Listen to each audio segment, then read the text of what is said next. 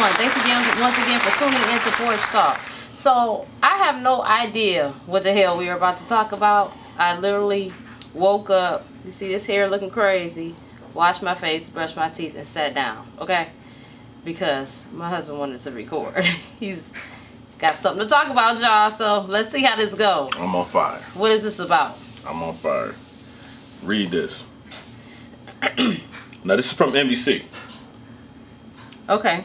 While you read it, you don't have to read it. Well, yeah, go ahead and read the title. Just the title. Nipsey Hussle's murder, homophobia, and the toxic black masculinity that fuels it.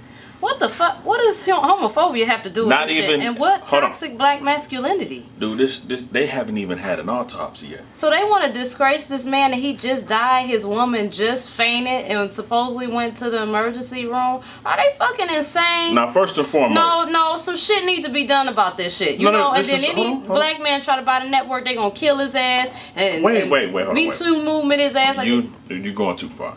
First of all, with nobody in this household trying to do no Nipsey Hussle anything, because we respect the dead. You know what I'm saying? Well, I did kind of do something on Instagram, though. Well, I wasn't trying to do it at all because I respect the dead. You know what I'm saying? Well, I did something on YouTube. Right, but I'm saying me personally, I wasn't trying to. So this came up and it just pissed me off because here we go, an individual dies, and in some way somehow these. You know what I'm gonna call them? I'm gonna come up with a new name. Extreme LGBTQ and all the acronym members. These extreme or toxic homosexuals. That's what I call them. I don't know. Now I'm starting to believe the conspiracy theories now at this point. Because why the fuck? Where is this shit coming from? Nipsey Hussle's murder, comma, homophobia and toxic black masculinity that fuse it. So let's kill him and let's make it look like he deserved to die. Because of toxic black masculinity that fuse. I mean, whatever. Listen, at the end of the day, okay, I'm going to say this, right? Before I proceed to say the following. Because people, y'all always get shit misconstrued and it really fucking pisses me off. One video I did, this chick was like, oh, y'all homophobic. No, motherfucker, I'm not homophobic at all. We ain't scared of no gay people. No, but beyond that, I'm just not homophobic. You know, yeah, like I'm not scared. They don't bother me. I'm friends with them. I know that sounds like the white person that got the black friends that's being called racist, but it's just fucking facts. And if you've been following me since the beginning, you would know that. So, but at the same time, if this man is not into other men sucking each other's dicks, then he's not. I mean.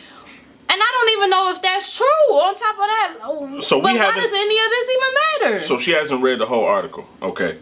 But he goes into a whole lot of different areas to really get to the point where he's trying to make, the point that he's trying to make, which I think is just a simple false equivalency.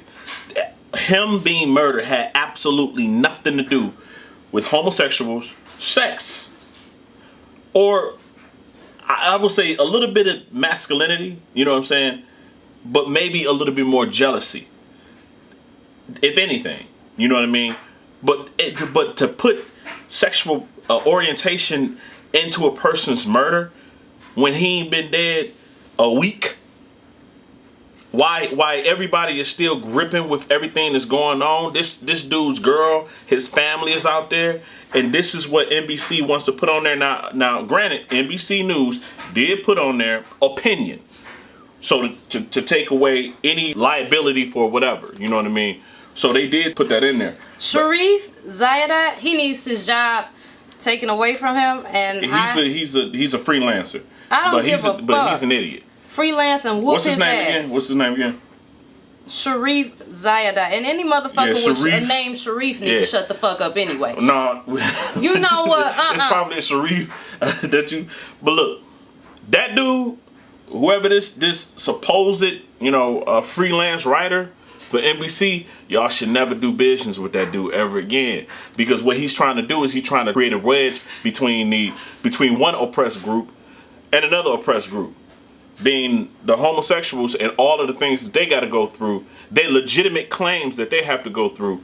And what he's doing right now is he's drawing a wedge between that Right, and y'all black need to people. stop that shit because You know what I'm saying? when people begin to not take the LGBT, not me, Q community serious, Nah. but they do when you always bring this bullshit up. And my thing about back to the name Sharif, is some nigga in jail right now serving a bid, okay, that turned his life around and looking at the Quran, and his name is Sharif, and that bitch ain't got no business talking about Nipsey Hussle, okay? And that's what I meant by that. So I just wanted to clarify that. So we won't get that misconstrued. So Sharif is ethnic, is basically what you say. Right. So Okay. what the fuck? But he is black. The guy is black. Oh my. No, the God. guy who wrote the article is black, which beat his ass. Which is what I'm saying. Which feeds into this narrative that all of these people have been saying for years, that the LGBTQ community is trying to marginalize black struggle and promote their struggle But over. is he LGBT? They can't. He is gay. He is gay. The guy who wrote that article is gay. Yes. Okay, well maybe he had a hard on from Nipsey. Listen Right. here, Sharif. Go Right. sit your punk ass down. But, Okay. but it pisses me off to the highest of festivity, because why does that have to be the introduction? Why does your sexual preference have to be in front? When we met our neighbors, now no one knows where we stay, but when we met our neighbors, they said, "Hello, my name is so and so and so and so." They didn't throw out their sexual preference at all. We just kind of guessed that. Well, some of our people be extra as fuck anyway. Yeah, but I mean, but I'm just saying, on the other side, right? When he came out, "Hey, my name is so and so," he didn't throw out his sexual preference. My thing is, if you're gay, okay. So what? That's what black people really want to say. It's, man, I don't give a damn. I don't care. I don't give a damn what you do in your bedroom. We don't need the details. Okay? And I hate to minimalize a homosexuality culture and the LGBTQ down to a sexual act. I'm just being as coy as I humanly possibly can be so we can move on and get past that. So you can understand that it ain't that big of a deal for me. But what I really do think, and this is just me, what I really do think when people like this individual put their sexual preferences or what they like to do, their lifestyle, in front of the important issue, is I really think that a lot of these LGBTQ individuals feel conflicted in what they're doing. That's the reason why they really putting it out there. You know what I mean? They putting it out there. I go to a lot of people's houses. I do service calls. I go to a lot of people's houses. I know exactly what it is that this individual feels self-conscious about, because that's the first thing they're gonna tell me to ignore. That's the first thing that they're gonna tell. Excuse. It stank. Oh yeah. I got shit stains. Hey, My drawers on the floor. My man. Look, man. I had a dog, or you know what I'm saying, it died or whatever. You know what I'm saying. Nigga, So is it still in the basement, bitch? So What the basement is kind of trifling, whatever. I went over to this girl's house. She says, "Well, my son is a little extra, so excuse the basement." She had clothes literally, this is crazy, from the bottom of the steps, like it was following the yellow brick road, but instead of the yellow brick road, it was the clothes littered road all the way to the washing machine. Literally, all the way to the washing machine was a path of clothes leading to the washing machine. It was the most bizarre thing. Bitch, watch some shit. But what I'm saying is that people are self-conscious. Generally, when you talk to a person for the first time, they're going to tell you or expose to you the thing that they hold most dear to them, that they're very self-conscious about. It's like the person that has ketchup on their shirt. You didn't even notice, but that's the first thing they point out. Yeah, I was eating a hot dog. Hey, fuck all of that shit. If you sucking dick and you a man and you eating pussy and what, do that shit proudly. But stop throwing that shit up. You know what I'm saying? Because ain't nobody stunting what the fuck you doing. You stunting it. Do not compare. This is what I'm saying. Do not compare your desire to be with another person of the same sex, same creed, maybe other creed, whatever. You know what I'm saying? Stop comparing that to an individual's fight to just exist as a human being. That's all that I'm saying. What this individual did is reprehensible, it should be completely yelled from the Dog, his name is Sharif. But hold on. The LGBTQ community should be denouncing this individual from the mountaintops for this article. I'm sure they would. I'm sure my friend Kermit would say that this is ludicrous. Man, it says, a young man from the hood tries to make a positive impact, but his legacy is complicated by his unwillingness to give up the homophobia and misogyny that continues to hold so many of us back. You're disrespectful as fuck. And what they say about butt, everything after it is bullshit. But you know what? Honestly, as a black man, fuck the sexual preference part of it. You should be ashamed of yourself for throwing another black man after he has passed away under the bus. It's bad enough to do it while he's alive, but it's even more disgraceful to do it.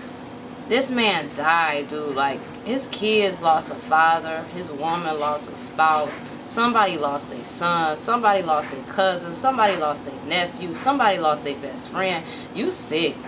And I'm gonna tell you something. Me as a female, if I met you, Sharif, I'd slap your bitch ass a couple times. Cause you ignorant as fuck. And you deserve to get beat up. And I don't condone violence. Yeah. And you know what? I'm going to cause you need your ass whooped. That's what I'm saying, with a belt. Like, somebody need to take a belt off and tear that ass up. You need your ass beat. And why? Why does Sharif need his ass beat? From a woman's perspective, a black woman's perspective. Why does he need his ass beat? Because you in your feelings and you disgracing this man. And this is a very serious situation. You got people making pages under Eric Holder talking about they just got locked up, this is some government shit, blah blah blah, all type of pages coming. Like, it's a lot of shit behind this death. It brings up a lot of alarms to me, because it's like, why is this going on? When people die and a lot of different stories, a lot of confusion and stuff is around it, it really raised a lot of questions to me. Now, to go through all of the scenarios of what could have went on that go through my head is null and void, but is irrelevant. But I think the reason why people was jumping on it is because now a lot of individuals have learned that you can kind of get a little bit of fame or a little bit of push by jumping on topics that's popping, which I'm not trying to do. The only thing that I'm trying to do is I want the LGBTQ community to go in on this dude and get rid of this guy. NBC and all of them. You know what I'm saying? I want them to understand and know that this is some bullshit. This makes us look bad. This makes the LGBTQ community look worse. Because there is no way you are supposed to ride this coattail or align yourself next to a topic like Nipsey Hussle's murder, homophobia, and toxic black masculinity that fuse it. There is no way NBC, as a reputable company that they say that they're supposed to be, an upstanding news organization, is supposed to allow this individual to make the comments that he made. Yeah, it says opinion, all right? And if they going off the clickbait, you know what I'm saying, well, they got it. You know what I'm saying? But they got toxic masculinity. Somebody could say something about you being gay. Man, that's what I'm saying. Stop. I'm toxic homophobia. I mean, homosexuals. Stop with the stop throwing rocks. All right, well, you know what? Bricks, you know what? Blocks, this is what I'm gonna do. You know, we're gonna do an eye for an eye. Toxic masculinity. I'm gonna say toxic homosexuals. Yeah, you extra gay. You being extra. You're just extra whack. Like, what? Yeah, no, you extra gay. I seen something. This is not to say that people can't evolve. Jay-Z's past is littered with examples of misogynist and homophobic lyrics, and last week he was publicly lauded for GLAAD as an LGBTQ ally. Dog, and you threw Jay-Z in this shit? Somebody needs to bitch slap him. This is what I'm saying. And then get your powder out. Look at the words. You know what I'm saying? Somebody told me a long time ago. He got a vendetta for these men. Yes, they do. That's what I'm saying. Black men, we just be trying to come home. You know what I'm saying? Just trying to make it to the crib. we got to fight against our wives. You know what I'm saying? Every now and again, we got to fight against the streets. Come on now, let's tell the truth. We got to fight against the streets. We got to fight against the white man. We got to fight against everything. And then now we have an additional enemy. Sharif. Sharif, a part of the LGBTQ community. Sharif, if you don't go sit your ass down, open that Quran, and get your life this is together. what Sharif need to do. Quit acting a damn fool. Sharif, if you ever in Michigan, you know what I'm saying, give us a call. Reach out. Let's have a conversation. Let's have a dialogue. Let's see really where your mindset is when it comes to this article. I'm gonna cuss your ass out. I'm gonna be ghetto and ignorant. You know what? I won't even do that. I'm not gonna cuss you out. We can have a real intellectual conversation where I am going to allow you to get your point across, and I'm going to allow you the opportunity to try to change my perspective on what it is that I think that you was trying to say and what I thought you were saying. You know what I'm saying? That's what I am going to do, and I think that is poignant to be done, because right now you in a shit house, bro. You in a shit house, man. You know what I'm saying? I don't care nothing about what you like to do in your sheets or who you like to love. But I will tell you, you're wrong. Just clean them sheets. Wash them bitches. Okay? We always do. But what I'm saying is that, bro, do your thing. But on this man right here, you wrong, man. You wrong. You wrong for whatever agenda you tried to push, the message that you was trying to send across or whatever. You was wrong, man. I feel bad for you, man. Thursday, tomorrow morning. You know what I'm saying? In the morning, man. Because I already know a couple people. Dr. Boyce Watkins already spoke about it. You know what I'm saying? He said he got to do a little bit more. Oh, God. Yeah. Is Omar going to speak on it, too? He already spoke on it. He already said it. He said that this was going to happen. You know what I'm saying? They got a battery in their back now. Oh, they feeling bold. How do you feel bold to talk about you feel bold and bolden to talk about this issue and compare it with the LGBTQ issue? This man is dead. Yeah, people crazy. And you align that you said that this false equivalency, that this false equivalent bridge that you just created between the LGBTQ community and black men being murdered all over the world. You just bridged that gap and said that, oh well, it's because of this that happened? What? Man, people have mental illness. Like, this man must be at his low point. So I'm just saying. Well, you guys, thank you so much for rocking with us. You know, everything, not to be offensive or anything, you know, sometimes I'm a little extra and dramatic, but for the most part, I mean what I say. I'm going to check you guys next time. Bye. Make sure you choose Rocky Road Productions LLC Porch Talk to feed your entertainment needs. And you can do that by following us on Facebook, Instagram. Make sure you like this video and share it with all your family and friends. Tag somebody in it, why don't you? And don't forget to comment down below and let us know how you feel.